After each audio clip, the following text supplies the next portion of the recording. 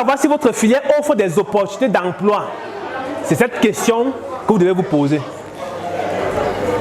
Je reprends ma question. Si un étudiant dans cette salle est capable de me citer 5 entreprises dans la région de l'Ouest, dans son domaine, qui recrutent chaque année 5 employés, chaque année, dans son domaine, la personne a 2000.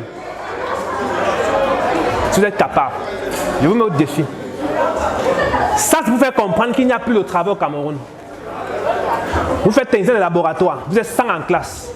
Vous pensez qu'on va vous recruter 100 après l'école? Ça veut dire que si vous êtes 100 au niveau 1, vous irez au niveau 2, 100. Niveau 3, 100. Probablement vous êtes au niveau 4, niveau 5, vous êtes sorti avec le même effectif. Et chaque année, quand tu vas au niveau 2, d'autres entrent au niveau 1, même effectif. Pendant que tu es au niveau 1, vous êtes 100. Au niveau 3, ils sont aussi peut-être 100, ou bien peut-être plus de 100, ou bien moins de 100, mais ils se tournent autour de ce chiffre-là. Au niveau 3, au niveau 4, au niveau 5, c'est la même chose. Donc chaque année, en fait, votre établissement peut produire 100 techniciens ou bien ingénieurs de laboratoire chaque année. Ils vont travailler où? À récemment produit le même effectif. Dans d'autres facultés de modélisation, on produit les mêmes effectifs chaque année. Et quand on lance le concours d'intégration de la faculté de médecine, on prend combien? 8 personnes par an, par filière. Vous ne voyez pas ça? Vous avez le dernier concours qu'on a lancé par le ministère de la Santé publique. On prend 10 personnes par spécialité. 7, 8. Et même pour être prêt là, on connaît encore ce qui se passe. Alors les amis, je voudrais que vous vous interrogez dès aujourd'hui. Posez-vous les bonnes questions. Est-ce que réellement, le diplôme que je cherche, c'est ça qui me donne le travail? Est-ce que je suis capable de sortir et avoir le travail? Si la réponse est non, commencez dès maintenant à préparer votre travail, à commencer là, tout de suite, à réfléchir, qu'est-ce que je peux faire avec l'école pour pouvoir préparer mon avenir? Qu'est-ce que je peux faire d'autre? Quelle autre activité est-ce que je peux intégrer dans mon parcours? Est-ce que je peux créer une entreprise dans mon secteur de formation? Sinon, quel autre projet je peux lancer qui correspond à ma formation pour pouvoir avoir le travail demain? Ou alors, s'il n'y a clairement pas d'opportunité, pourquoi ne pas changer de filière? Vous payez la pension combien? 500 000, 400 000, 600 000.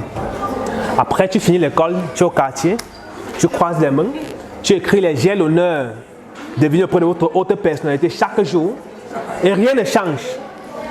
Et on continue de se plaindre. Et lorsqu'on va dire conférence en entrepreneuriat, ah, ça sert à quoi? Dis donc, les mêmes bavardages de tous les jours. Ah, blablabla. C'est la même chose en fait.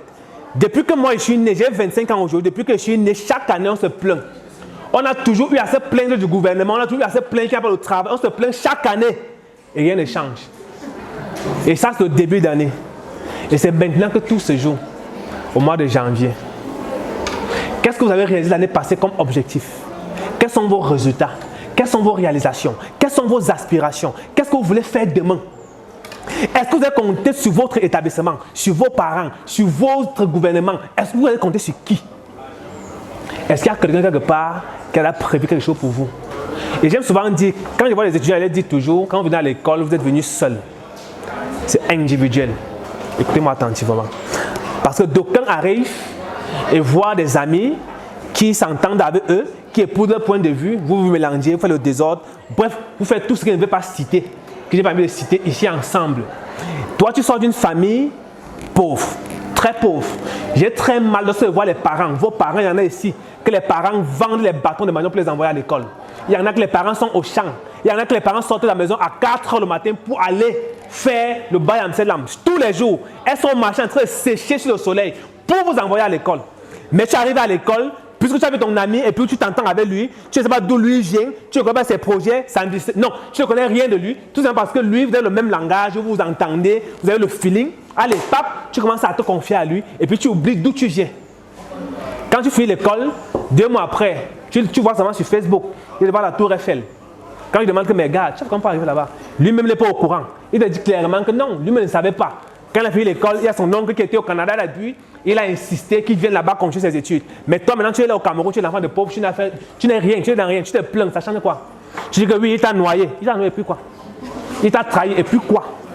Oui, tu dis que mon ami, c'est un noyeur. On te compose, il ne me montre pas. Quand il va aller étudier, il ne me dit pas. Oui, et toi-même, ta vie, ta conscience, elle est où? Il faut arrêter à un moment d'être inconscient, les amis. Vous n'êtes plus des enfants. Vous êtes dans le baccalauréat. Prenez conscience de votre réalité, de votre vie. D'où est-ce que vous venez? Et la bonne nouvelle, c'est que vous pouvez avoir tout ce que vous voulez. Le style de vie que vous voulez, si vous voulez réellement travailler. Il y a des jeunes comme vous qui sont des étudiants entrepreneurs, que nous accompagnons, qui font des projets, qui font des produits au quotidien, qui ont de l'argent, étant étudiants comme vous. Qui ont des téléphones comme vous, Android comme ça, qui ont TikTok comme vous, qui partent là-bas pour gagner de l'argent, mais vous partez là-bas danser. Faire les, je ne sais pas trop, les duos, pour ne rien avoir après. Mais pendant ce temps, il y en a d'autres qui font ça et qui gagnent de l'argent avec ça. Si vous avez un téléphone Android dans cette salle, ça ne vous rapporte pas d'argent. Je ne parle pas de OneXBet ou bien des trucs qu'on dit que mets 5 000, tu achètes une machine de minage, ça met le bitcoin, ça met les crypto-monnaies, ces histoires d'arnaque. Je ne parle pas de ça, qu'on soit clair. Parce que beaucoup ici sont dans ça. Ils ont fait TCM, Moneyman, l'autre est sorti, Jumia. Toutes ces histoires-là, tu mets 10 000, tu achètes une machine de minage, tu mets deux personnes, une personne, ça te donne les bonus de parrainage et tout ça. Je ne parle pas de ça. Vous êtes étudiant dans une filière. Qu'est-ce que vous pouvez faire dans votre filière pour gagner de l'argent? Il y a tellement de choses que vous pouvez faire dans votre filière. Et même si ce n'est pas dans votre filière, il y a plusieurs autres domaines. Vous faites de la médecine. Il y a plusieurs choses que vous pouvez faire dans la médecine. Aujourd'hui, il y a des domaines qui sont en train de prendre l'expansion, tels que la santé physique, la nutrition. Les gens ne savent pas se nourrir. Même l'eau qui est vitale. Les gens ne savent pas boire, ils ne savent pas consommer l'eau qui est vitale. Et vous pouvez montrer comment consommer de l'eau et ils vous payent pour ça. Si vous avez la bonne stratégie. Je peux tout de suite vous prouver que vous buvez l'eau mal et vous me payez pour vous montrer comment est-ce qu'on boit de l'eau. Je vous démontre que ça détruit votre organisme. C'est votre travail. Les gens vont dire que non, je vais avoir le diplôme pour aller travailler dans telle entreprise. Non, il n'y en a pas. Sauf si vous allez créer ces entreprises à vous-même.